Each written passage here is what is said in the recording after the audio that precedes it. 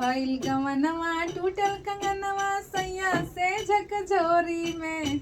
अब पलंग के ऊपर से गिरल सजनवा अटकल साया के डोरी। पलंग के ऊपर से गिरल बलनवा अटकल साया के डोरी में।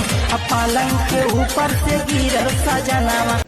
आपके पता बा कितना पागल बनी हम अपने मोबाइल के टर्च जला के अपने मोबाइल खोज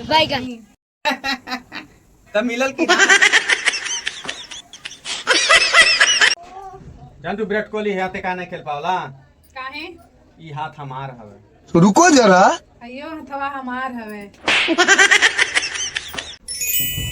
काहे बैठल बनी परेशान नहीं करम का प्रचार करी चुनाव चिन्हैसन मिलल बा।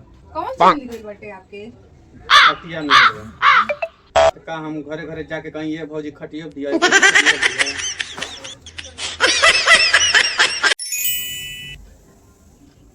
नो नो नो नो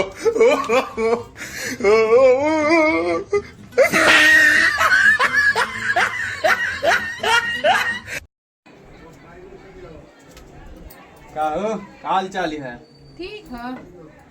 अरे पगली हमसे शादी कैले। काहे हमार बाबू गाँव में के बढ़न आदमी है। काहे का करे ना 100 साल के हमें